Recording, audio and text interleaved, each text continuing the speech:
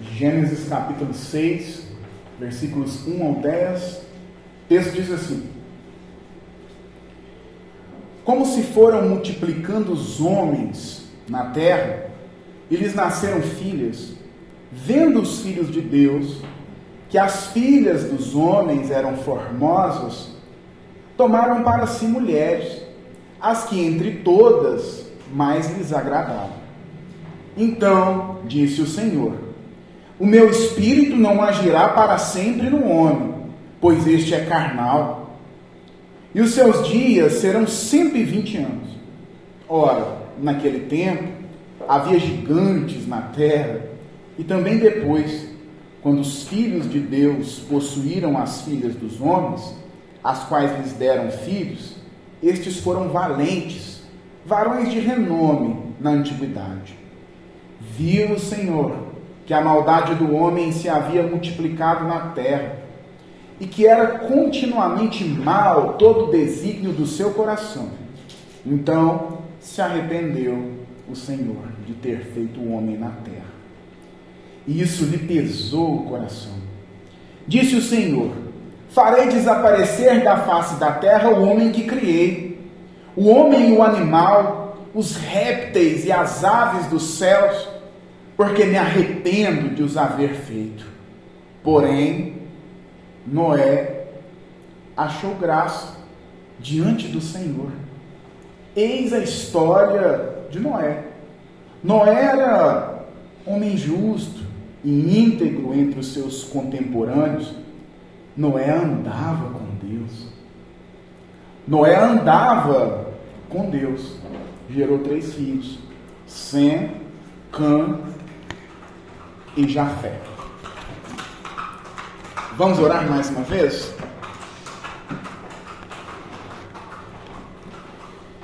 Senhor, nós louvamos o Teu nome, agradecemos a Sua bondade, a Sua misericórdia sobre as nossas vidas.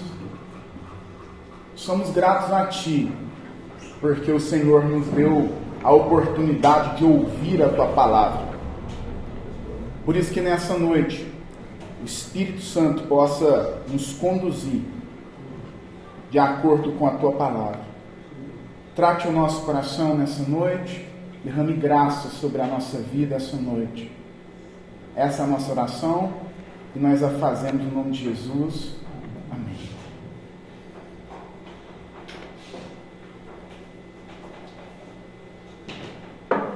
Meus irmãos, o título do nosso sermão essa noite será Uma Humanidade Sem Freios. Uma humanidade sem freios. A corrupção do pecado e a graça que preserva.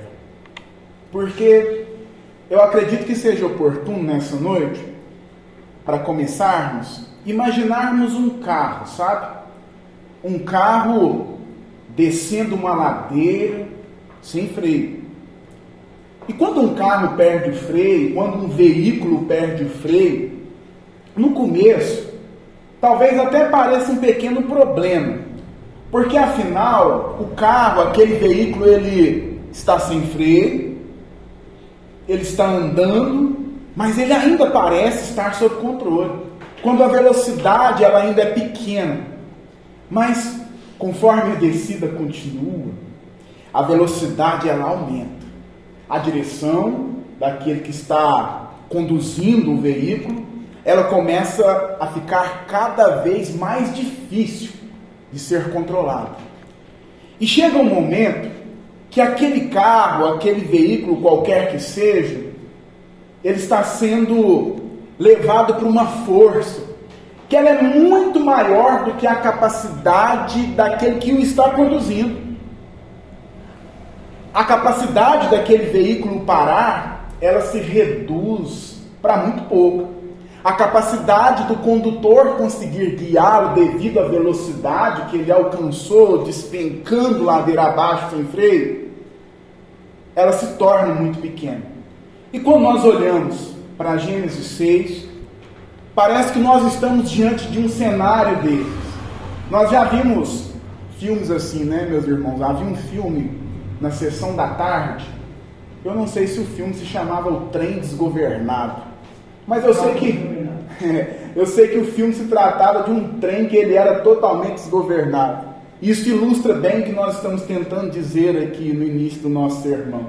Porque quando nós olhamos para Gênesis 6, parece que nós estamos diante de um cenário parecido. Só que aqui, obviamente, nós não estamos falando de um veículo, de um carro ou um trem. Nós estamos falando de uma humanidade sem freio. Nós estamos falando de um mundo bem diferente do início de tudo, que nós vimos em sermões anteriores. Um mundo que nós podemos contemplar quando nós abrimos as primeiras páginas de Gênesis e vemos como Deus criou todas as coisas muito boas. Nós encontramos nas primeiras páginas de Gênesis um mundo que saiu das mãos de Deus de forma perfeita, com a assinatura do seu Criador, assim como um artista, ele assina uma obra ao final dessa obra. Mas tudo mudou, como nós vimos na semana passada, quando o pecado ele entrou no mundo. Em Gênesis capítulo 3, nós encontramos, como vocês sabem, a tragédia da queda. As crianças responderam agora há pouco. Quem são os nossos primeiros pais? E quando nós pensamos nos nossos primeiros pais, Adão e Eva, logo nós somos remetidos a Gênesis 3. Adão e Eva, como nós vimos na semana passada, retrasada, se não me engano, eles escolheram ouvir a voz da serpente, ao invés de ouvir a palavra de Deus. E aquela desobediência, ela trouxe tamanha vergonha, não é isso? Ela trouxe medo, trouxe insegurança, trouxe separação. Porque o homem que antes caminhava com Deus no jardim, agora ele se esconde dessa gloriosa presença do Senhor por causa do pecado. Mas naquele mesmo cenário de julgamento, Deus revelou uma promessa.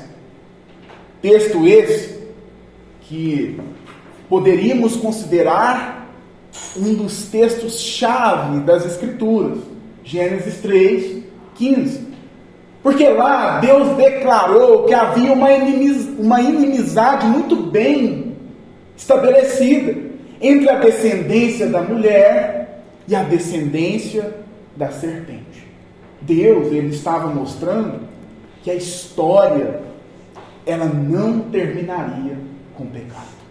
O pecado entrou no mundo em Gênesis capítulo 3, conforme a narrativa bíblica, mas no mesmo capítulo, versículos depois, o Senhor já providencia uma promessa capaz de redimir um povo, se esse povo acreditasse nessa promessa.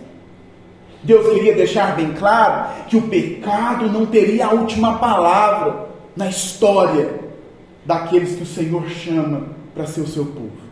É a partir daquele momento, então, a Bíblia começa a apresentar dois caminhos que atravessariam toda a história humana: a semente da promessa e a semente da serpente. De um lado, aqueles que viveriam confiando no Senhor.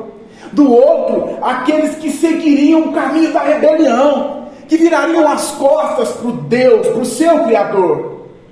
Essa realidade, nós podemos ver, aparece logo no capítulo seguinte de Gênesis 3, quando nós vemos ali a história de dois irmãos. É a continuidade dessa promessa, dessa inimizade bem clara. Nós temos ali dois irmãos, Caim e Abel. Caim e Abel nasceram dentro da mesma família, mas eles revelaram dois caminhos bem diferentes diante de Deus, não é? Caim ouve a voz da serpente.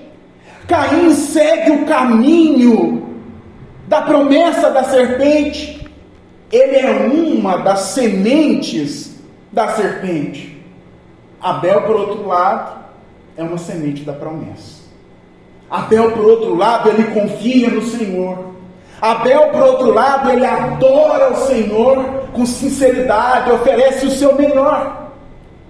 E quando nós chegamos em Gênesis 5, nós pregamos um sermão aqui sobre Gênesis 5, e por isso eu preferi pular direto para Gênesis 6, mas está no YouTube, o áudio fazendo uma propaganda, você pode ouvir lá para se relembrar. Lá a gente vê a genealogia de Sete. E vemos um refrão que soa durante todo o texto, que diz, olha, e morreu. A morte, ela havia se tornado a marca da humanidade. A marca da humanidade caída. O homem criado, meus irmãos, para viver, havia sido dominado completamente pela consequência do pecado. É dentro desse cenário que a narrativa nos conduz à história de um homem chamado Noé. No final do capítulo 5, Noé já é citado.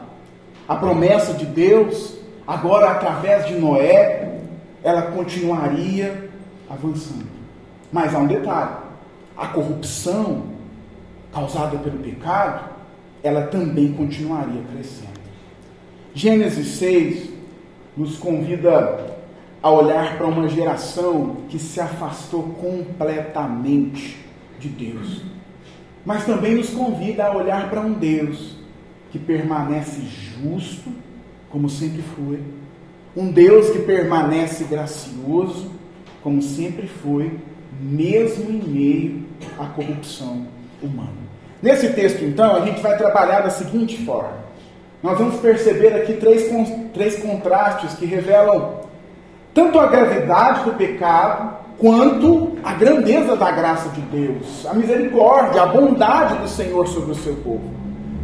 Primeiro, se você der uma olhada nos versículos 1 ao 5, você vai perceber aí o primeiro contraste. Aqui nós vemos uma humanidade dominada pelo pecado. A história que Moisés começa a contar aqui, ela é uma história triste. Olhe para os primeiros versículos. Se nós voltarmos a alguns capítulos, como nós já dissemos, e vale a pena reafirmar, Deus havia criado um mundo perfeito. O homem, ele havia recebido vida, ele havia recebido um propósito, ele tinha comunhão com o Criador, mas o pecado entrou no jardim e desde então, essa humanidade, ela começou uma trajetória de afastamento de Deus. O problema, diante disso, verdades que nós já sabemos e ouvimos tantas vezes, é que o pecado, ele nunca fica parado. Ele não permanece apenas em uma decisão errada, sabe? De uma pessoa. Na verdade, o pecado, ele se espalha. O pecado, ele sempre cresce. O pecado, ele sempre alcança muitas coisas. Os pensamentos, os desejos, os relacionamentos e toda maneira, sem nenhuma exceção, que o ser humano vive. Olha que o texto começa dizendo: como se foram multiplicando os homens na terra, e lhes nasceram filhos.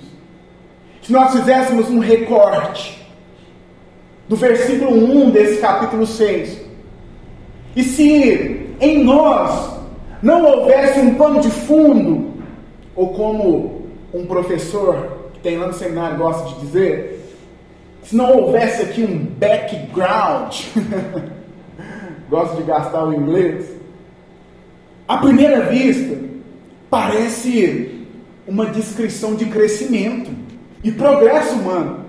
Porque o texto começa dizendo: foram se multiplicando os homens na terra, e lhe nasceram filhos. Então, até aqui, parece algo bom, progresso. A humanidade se desenvolve, as gerações vão continuando, mas então Moisés, ele revela no versículo 5, para que possamos ser mais objetivos, o verdadeiro estado espiritual daquela geração. No versículo 5 nós encontramos o diagnóstico do próprio Deus, daquela geração, daquele povo, daquela situação. O texto diz que viu o Senhor que a maldade do homem, ela havia se multiplicado na terra, e que era continuamente mal todo o desígnio do seu coração. Perceba algo importante aqui, meus irmãos. Perceba a diferença, a distinção muito clara entre a visão humana e a visão de Deus. Olhando humanamente, parece que aquela geração está tudo bem. Ela cresce, ela tem progresso. Lá no capítulo 4 de Gênesis nós até vemos uma sociedade que se desenvolve de forma muito rápida. Os homens provavelmente olhavam para aquela sociedade e viam crescimento, força, avanço, mas Deus olhava para outra coisa. Deus olhava para o coração. E quando Deus sonda o mais íntimo daquela geração, daquele povo, Deus consegue enxergar algo que ninguém mais conseguia enxergar. Deus consegue ver aquilo que o homem não consegue ver. O problema da humanidade, ela não estava apenas no seu comportamento, mas na verdade estava na fonte, na sede de onde surgem os comportamentos, o coração. O texto não diz apenas que aquele povo praticava coisas más, mas o texto diz que todo o desígnio do coração, ele era continuamente mau.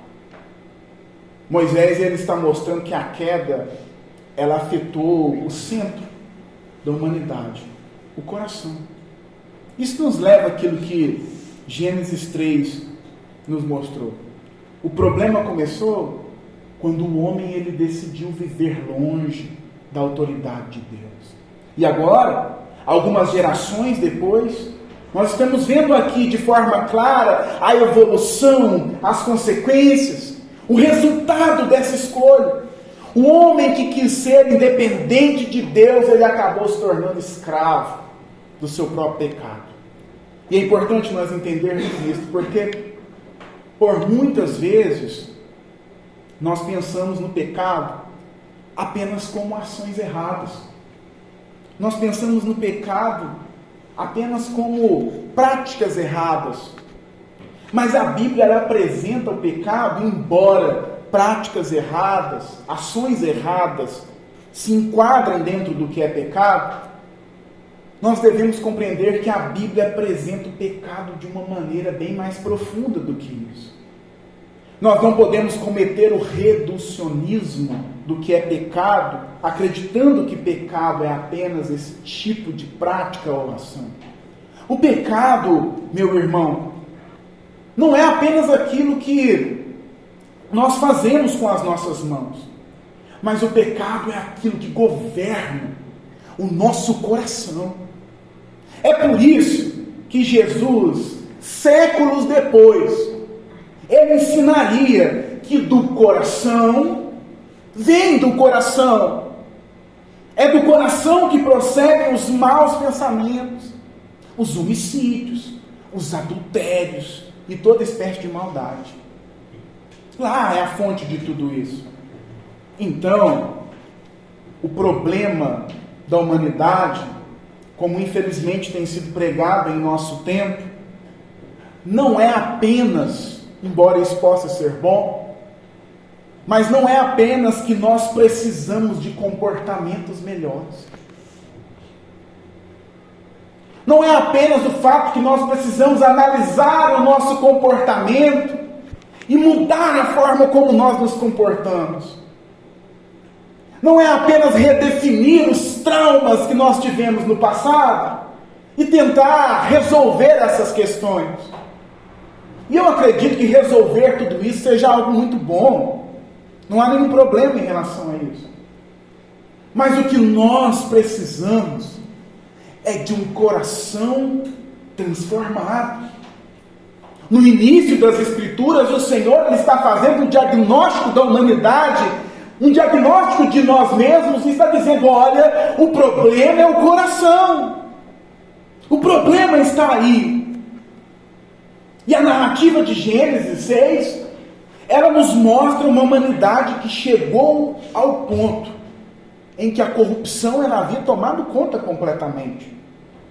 Se nós dessemos uma atenção, por exemplo, para o versículo 11, não está dentro do texto que nós estamos expondo, mas nos ajuda a entender melhor.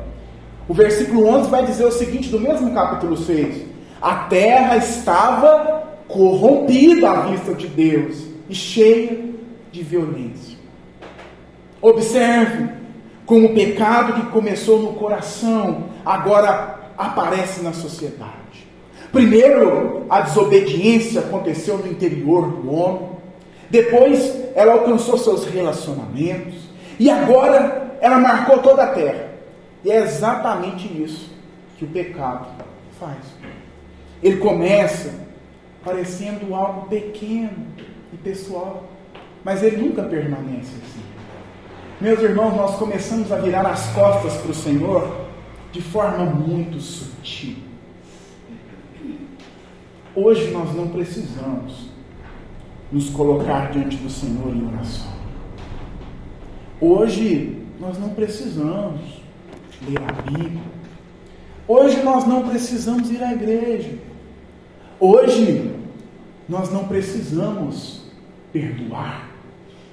Hoje nós não precisamos amar de fato as pessoas que aparecem no nosso caminho. Mas, meus irmãos, aos poucos, gradativamente, esse tipo de coisa vai se tornando normal em nossa vida. Foi uma pequena desconfiança, lembre-se, em relação a Deus, que levou Adão e Eva a se esconderem. Uma pequena desconfiança. Eles desconfiaram de que o Senhor, Ele não estaria como Ele sempre esteve todos os dias na viração do dia. E eles desejaram se esconder do Senhor. A inveja de Caim, que provavelmente começou pequena, começou sutil, levou Caim a matar o seu próprio irmão. A inveja, algo que nós tínhamos, hein? Algo que nós somos suscetíveis a sentir, levou a um homicídio. E agora, a humanidade inteira, ela está marcada pela corrupção. Meu querido irmão, minha querida irmã, é assim que o pecado entra dentro do nosso lar, de forma sutil. É assim que ele destrói a comunhão do nosso casamento, por exemplo, retirando de nós, às vezes, costumes que são tão bons para o casal, que glorificam tanto a Deus, mas que aos poucos vai se apagando, vai sendo esquecido, e logo se torna algo frio, dominado por um coração duro, que já não é mais o mesmo. É assim na educação dos nossos filhos. Talvez pensamos, olha, mas hoje estou cansada, e vamos proletando, e de repente os nossos filhos não têm mais os seus pais como referência. É assim que o pecado faz. Porque a verdade é que, se nós formos honestos, nós percebemos que esse problema, ele existe em nós, não é? O problema do homem não está fora dele. O problema da nossa sociedade não é somente falta de educação, não é somente falta de oportunidade, não é somente falta de informação. O problema está dentro do homem. O problema é o coração. Sabe, meu querido, nós podemos melhorar as estruturas, nós podemos criar leis melhores, nós podemos desenvolver tecnologias e construir sociedades mais organizadas, mas nenhuma dessas coisas consegue resolver o problema fundamental do coração humano. O coração, ele precisa ser alcançado pela graça de Deus. Caso contrário, essa corrupção que vemos em Gênesis 6, ela nos dominará. E é por isso que esse texto, então, é tão importante. Ele nos impede de olhar para a humanidade antiga com arrogância, como se o problema fosse deles. A pergunta que Gênesis 6 coloca diante de nós é: se Deus olhasse para o meu coração e para o céu, o que é que ele encontraria? Porque antes de Deus julgar aquela geração, ele revelou o diagnóstico dela. E esse diagnóstico continua sendo necessário para nós hoje. Nós precisamos reconhecer a profundidade da nossa corrupção. Precisamos reconhecer a profundidade da corrupção do nosso coração por muitas vezes. Porque é só assim nós vamos conseguir de fato compreender a grandeza da graça que Deus oferece. Não há como compreendermos graça se não compreendermos o grande problema que nós carregamos. Não há como experimentarmos um remédio se nós não sabemos a doença. Mas os versículos 6 e 7 agora nos mostram um segundo contraste, e nesse quer ser mais breve. Aqui nós vemos um Deus que responde agora o pecado com justiça. Versículos 6 e 7, um Deus que responde o pecado com justiça. Até aqui, Moisés mostrou uma humanidade que se afastou completamente de Deus. O pecado, lembra que começou lá no jardim? Ele havia crescido como uma raiz profunda.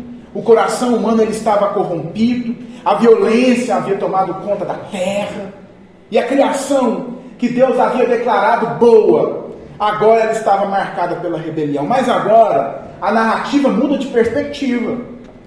Até o momento, Moisés mostrou aquilo que o homem fez, até o versículo 5.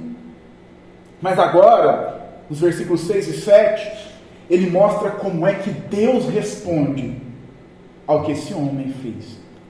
E talvez essa seja uma das cenas mais impressionantes, né, de todo o Antigo Testamento. E ela está diante de nós. O versículo 6 diz o seguinte: então se arrependeu o Senhor de ter feito o homem na terra, e isso lhe pesou o coração. Se nós lermos essa frase rapidamente, e ela é causa de muitos debates, né, e interpretações, nós podemos imaginar que, se lermos sem contexto, que Deus teve uma mudança de opinião, como se ele tivesse criado algo que saiu errado, e agora ele precisasse no meio da jornada, corrigir o plano, como se ele tivesse feito coisas que normalmente nós fazemos e não gostamos, não é? Fazemos, e depois olhamos e dizemos: olha, não gostei disso não. E aí a gente tenta corrigir. Mas não é isso que Moisés ele está dizendo. A Bíblia inteira, quando olhamos os 66 livros inspirados que temos, que revelam quem Deus é, ela revela um Deus que é perfeito. Perfeito em conhecimento, perfeito em sabedoria, perfeito em propósito. E diante das características, dos atributos que esse Deus tem, nós podemos perceber e afirmar claramente que as Escrituras não revelam um Deus que pode ser surpreendido pelo pecado. O pecado, ele não pode surpreender Deus. Deus aqui, no versículo 6, ele não está descobrindo algo que ele não sabia. Afinal, ele era o próprio Deus.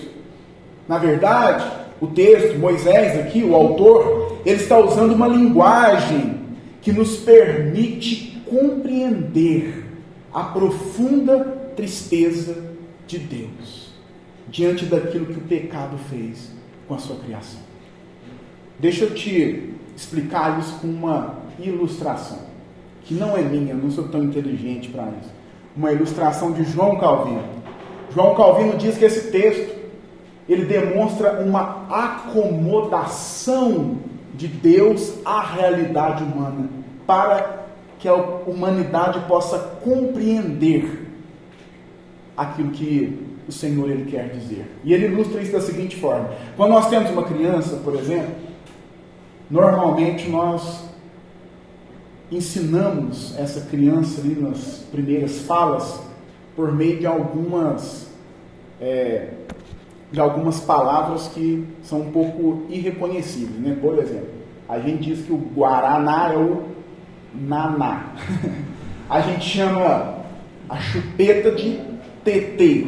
E por aí vai. A gente inventa várias coisas para quê? Para que aquela criança que ainda não tem tanta capacidade de compreender certas coisas, aquilo seja palatável para ela. Nós nos acomodamos a uma linguagem que a criança compreende e tem capacidade para isso.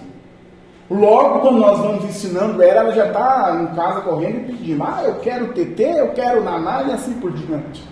É assim. Então, quando nós olhamos para o versículo 6, nós estamos vendo aqui uma linguagem que está se acomodando à realidade da humanidade, à nossa realidade como leitores. E aqui nós estamos percebendo, com esse uso dessa linguagem, a profunda tristeza de Deus diante daquilo que o pecado fez com o seu povo. Porque o Deus que criou o homem à sua imagem para representá-lo, agora ele contempla, na verdade, aquilo que o pecado produziu. Aquele que criou vida, agora ele olha para a humanidade. Imagine essa cena, meus irmãos, e ele vê morte. Aquele Deus que criou um povo que vivia em plena comunhão com ele, agora ele vê separação. É um Criador soberano que está olhando para a sua obra e vendo o caos que o pecado causou instalado. Aquele que criou o homem para refletir a sua santidade, porque era a sua própria imagem, agora ele vê uma humanidade dominada pela maldade. Um irmão que mata outro irmão. Um homem chamado Lameque que arroga para si, em Gênesis 4, os seus feitos maldosos, a sua arrogância, e acredita que isso é uma qualidade. E por isso o texto diz: isso lhe pesou no coração. Essa expressão, ela revela algo muito importante sobre o caráter de Deus, que nós devemos ter atenção para isso. Deus não é indiferente ao pecado. Deus não é indiferente ao pecado. Gênesis 3 nos mostra que o pecado, ele afronta a Deus.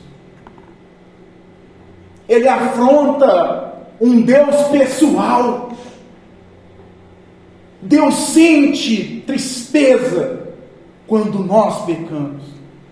O pecado, ele entristece aquele que criou o homem, porque essa criação, aos olhos do Senhor, ela foi feita para algo muito maior do que aquilo. Quando uma pessoa ela destrói a sua própria vida pelo pecado, quando uma pessoa ela machuca outros por causa do pecado, quando uma pessoa rejeita o Criador, isso não passa despercebido diante de Deus. Eu gostaria de te relembrar nessa noite algo que pode ser que esteja esquecido no seu coração. O Senhor vê, o Senhor conhece, e mais do que isso, o Senhor se importa. Se importa. Mas o texto também nos mostra que a tristeza de Deus, ela não é uma tristeza impotente. Deus não é impotente diante do pecado. Deus, ele não apenas lamenta o pecado no texto que temos diante de nós, mas ele age contra ele. O versículo 7 declara o seguinte: disse o Senhor: farei desaparecer da face da terra o homem que criei, desde o homem até o animal, até o réptil e até as aves do céu. E aqui nós encontramos então uma verdade que muitas vezes nós temos dificuldade de aceitar. Deus é um Deus santo, e a sua santidade, ela exige um julgamento. Um Deus que ama o bem, e eu diria até que alguém que ama o bem. Um Deus que ama o bem não pode ser indiferente ao mal. Alguém que ama o bem não pode ser indiferente ao mal. Um Deus que ama a sua criação, ele não pode simplesmente ignorar aquilo que destrói a sua criação. Ele não pode ser omisso. Imagine aqui a seguinte cena. Imagine um juiz. Um juiz que, diante de uma grande injustiça, ele decide não fazer nada. Ele vê a injustiça e ele se omite. Se fôssemos julgar um juiz que age assim, nós não poderíamos chamar isso de bondade. 2 tapinhas nas costas não é bondade. A gente não poderia rotular isso como bondade. A forma correta seria rotular isso como injustiça. É injusto. E da mesma forma, a justiça de Deus, ela não é uma ausência de amor. Na verdade, ela é uma expressão perfeita da sua santidade. O dilúvio que se aproxima, conforme a narrativa bíblica vai nos mostrar, não é uma reação, exagerada, de um Deus irado que perdeu o controle, como nós perdemos quando iramos. Não, o dilúvio é uma resposta justa, é aquilo que aquele povo merece, é uma resposta justa de um Deus santo, diante de uma humanidade que rejeitou a sua graça de todas as formas. Mas nós precisamos observar que a humanidade, ela não será julgada porque Deus ele perdeu, a paciência com pessoas imperfeitas. A humanidade ela será julgada porque o pecado ele havia corrompido completamente o propósito para o qual aquele povo foi criado. O problema ali não era apenas que eles faziam coisas erradas. O problema é que eles viviam rejeitando o próprio Deus. E aqui eu gostaria de trazer uma aplicação para nós. A mesma humanidade que Deus viu nos dias de Noé, ela continua existindo hoje. Isso aqui não é um relato do passado apenas. Pessoas capazes de grandes feitos, capazes de construir cidades, capazes de desenvolver tecnologias, capazes de desenvolver, criar culturas, mas incapazes de resolver o problema fundamental do próprio coração. Mas Gênesis 6 nos mostra também que o mesmo Deus que julga o pecado é o Deus que oferece graça. O juízo de Deus, ele revela a seriedade do pecado, mas a graça de Deus revela a esperança do pecador. E é exatamente isso que Moisés nos mostra agora nos versículos 8 ao 10. Um homem, terceiro contraste, um homem alcançado pela graça de Deus. Um homem alcançado pela graça de Deus. O mundo inteiro ele está corrompido. A impiedade se multiplicou. O juízo de Deus está se aproximando. Ele já declarou isso de forma clara. Mas no meio de uma geração marcada pela rebelião, nós encontramos um feixe de luz. Nós encontramos uma frase que brilha como uma luz no meio da escuridão.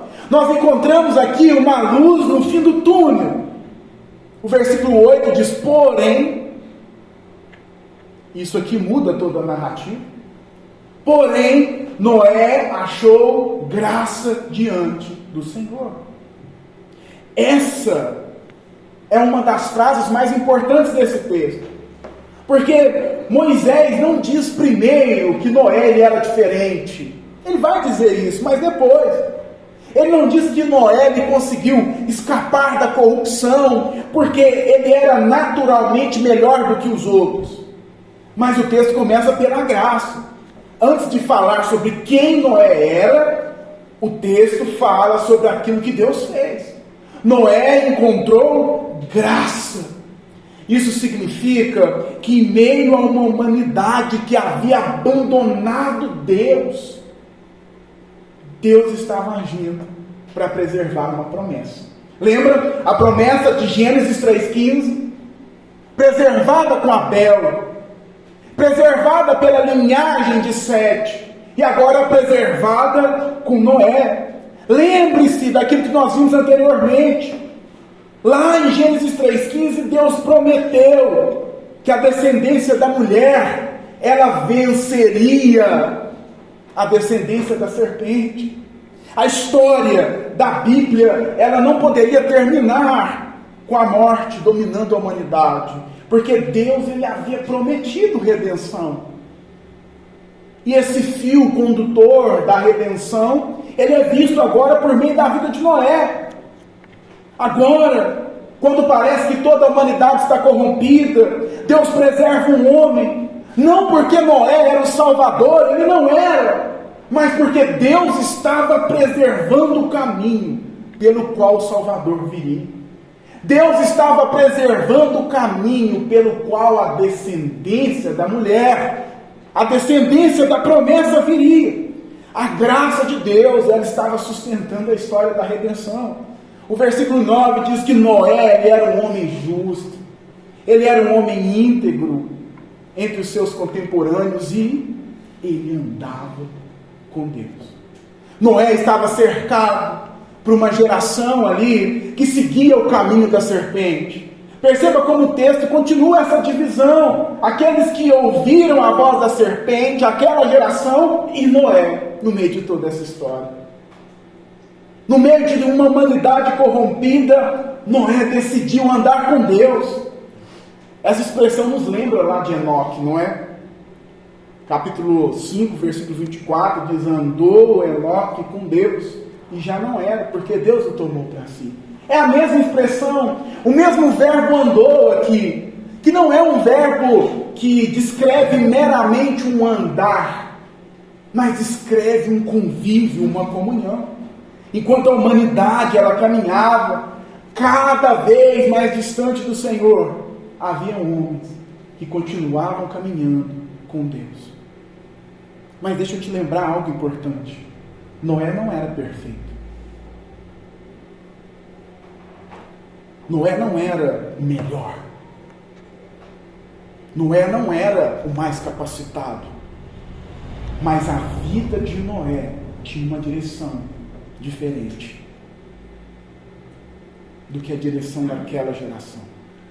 Noé, ele não seguia o fluxo, sabe, da sua geração. Em nossa linguagem aqui campobelense, Noé não era um Maria vai com as outras. Ele não permitia que a corrupção ao redor definisse quem ele seria. Mas ele andava com Deus. A cultura ao nosso redor, ela exerce pressão sobre nós. Pressão para moldar a nossa vida. A geração de Noé, como a geração de hoje, ela tinha os seus valores, ela tinha os seus desejos, ela tinha as suas próprias verdades, elas tinham os seus próprios caminhos. A corrupção humana, ela se torna notável, meu querido, quando uma geração, ela começa a viver como se Deus, ele não tivesse autoridade, sabe, sobre a sua vida. Esse é o perigo que nós enfrentamos. É possível viver em um mundo corrompido e aos poucos, sabe, permitir que a corrupção do mundo entre no nosso coração. Por isso, a pergunta que Gênesis 6 faz aqui não é apenas como é que era aquela geração, não é uma pergunta que está apenas no passado, mas a pergunta é: como é que está o meu caminho e o seu caminho diante de Deus?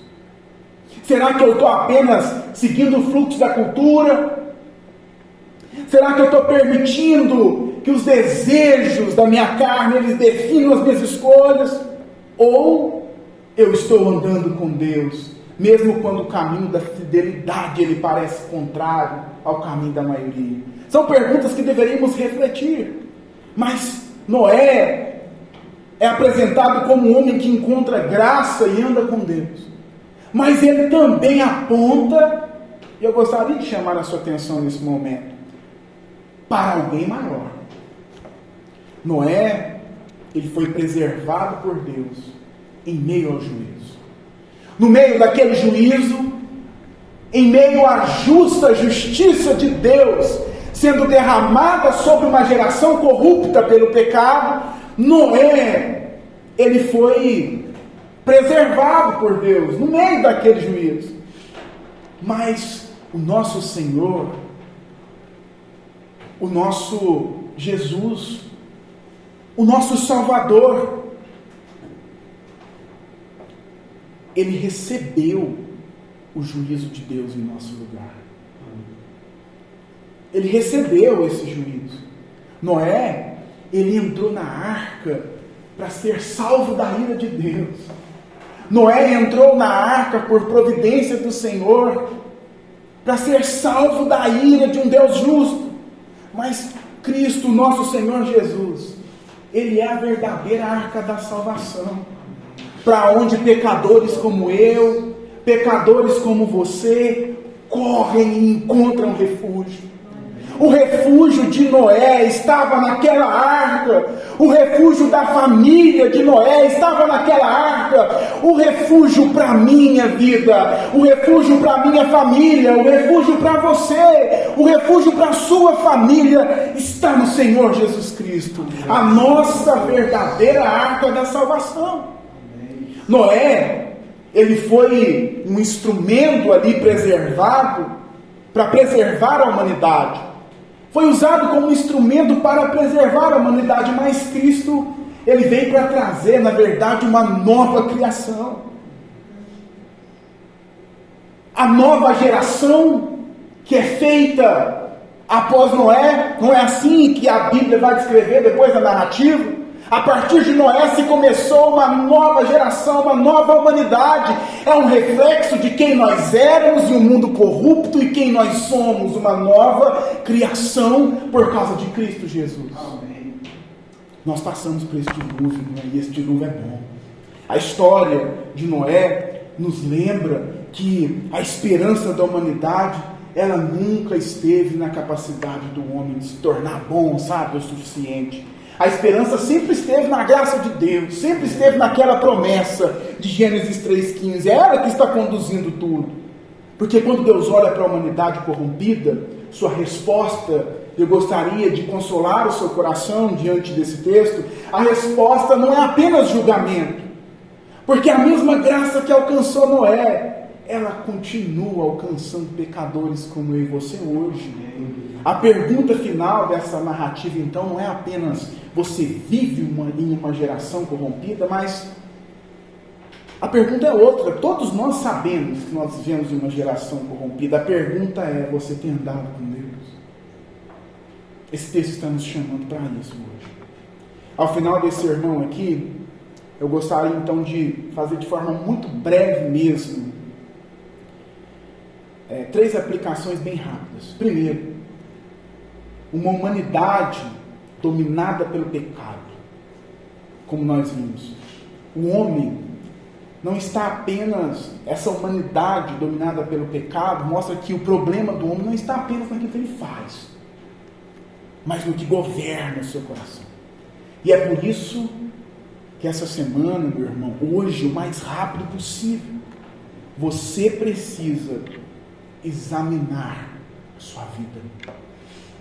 Você precisa examinar o seu coração. Eu preciso examinar a minha vida. Eu preciso examinar o meu coração e perceber qual lugar Deus tem ocupado. Mas em segundo lugar, um Deus que responde ao pecado com justiça, foi isso que nós vimos. Deus, ele não trata o pecado, e essa verdade deve ser carregada conosco, como algo pequeno.